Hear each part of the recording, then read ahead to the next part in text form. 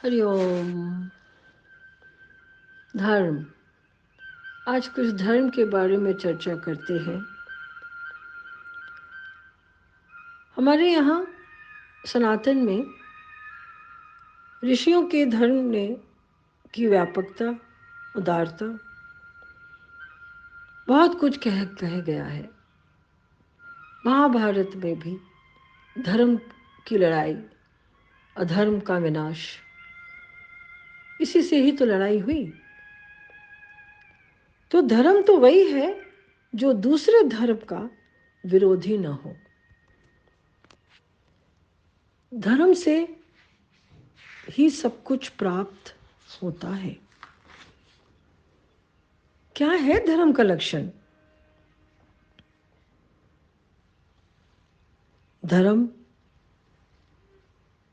अर्थात धैर्य, धैर्य, क्षमा, इंद्रिय दमन, दया, दमन और धैर्य, ये तीन हमारे धर्म की सबसे बड़ी पहचान है। चोरी का भाव, पवित्रता, इंद्रिय निग्रह, बुद्धि, विद्या, सत्य और क्रोध न होना, ये धर्म के 10 लक्षण हैं। इस प्रकार लक्षण जानकर उसकी महत्ता भी हमें समझ लेनी चाहिए। संक्षेप में अगर कहा जाए तो धर्म आहार, विचार, आचार और व्यवहार, इन 4 वस्तुओं पर निर्भर है। क्योंकि जैसा आहार होगा वैसा मन होगा, और जैसा मन होगा वैसे बुद्धि होगी, वैसे ही विचार होंगे, और जैसा विचार होगा वैसे आचरण होगा, और जैसा आचरण होगा वैसे ही दूसरों के साथ व्यवहार होगा। यदि हम इन चारों को नियम पूर्वक, यम नियम प्रत्याहार से हम समझें और उसका दमन करें, उसको समझ के यथारीति बिना कोई आसक्ति के अगर हम इसे पालन कर सकें तो हम सबसे बड़े धर्म के उपासक बन सकते हैं। तो सबसे पहले क्रम से अगर हम देखें तो आहार से धर्म का क्या संबंध है? अर्थात मन से जैसा ध्यान विचार उत्पन्न होता है वैसे ही तो वाणी बोलती है और वैसा ही कर्म किया जाता है। इससे मन का ऊपर ही सारे विचार और कर्म निर्भर है। तो मन से ध्यान, ध्यान से विचार, विचार से वाणी, वाणी से कर्म, ये श्रृंखला चलती है।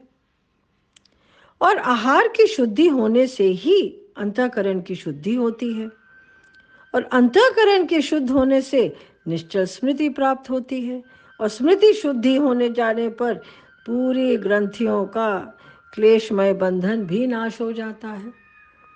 अर्थात आहार से अंतःकरण, अंतःकरण से स्मृति और स्मृति से बंधन से छुटकारा मिल सकता है। आहार के शुद्ध होने से चित्त की शुद्धि भी स्वयं हो जाती है। इसका कारण कि मन अन्न से, प्राण जल से और वाणी तेज से बनती है। इसके पीछे विज्ञान यह कहता है कि अन्न के 3 भाग हो जाते हैं। जो अत्यंत स्थूल है वो मल में परिवर्तित, जो मध्यम भाग है वो मांस में परिवर्तित, और जो अत्यंत सूक्ष्म भाव है वो मन हो जाता है। इसी प्रकार अगर हम जल को देखें तो जल भी 3 प्रकार का होता है।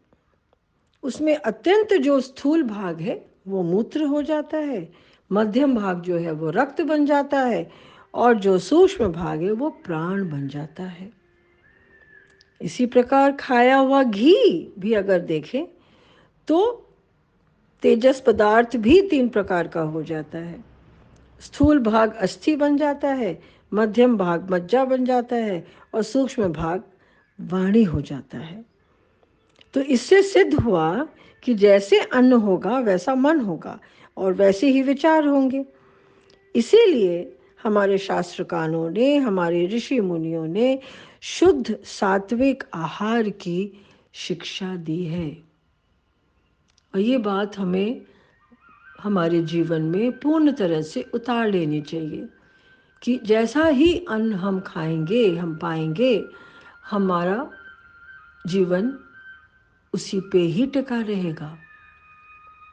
तो खाना जो हमारा भोजन बनता है, उसका जो स्थान है वो सही पूरब की तरफ देखते हुए भोजन बनना चाहिए।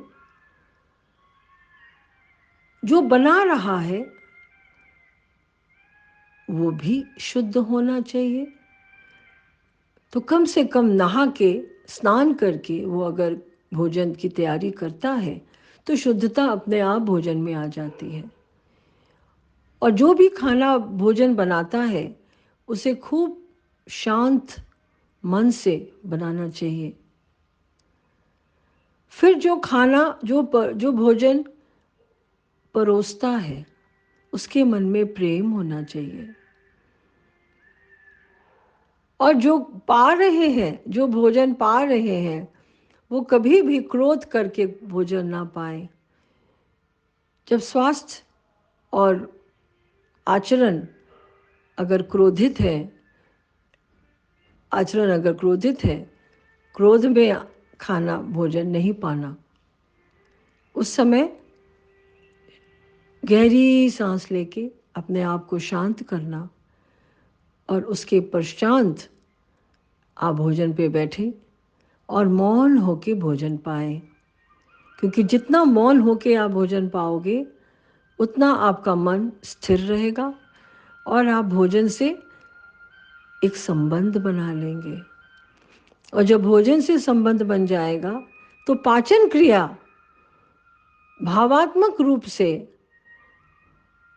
और बेहतर हो सकती है। आज इतना ही, फिर आगे की श्रृंखला चलेगी। आहार से कैसे मन बनता है, फिर भोजन के बारे में आगे फिर सुनेंगे। अगला वीडियो ज़रूर देखिएगा।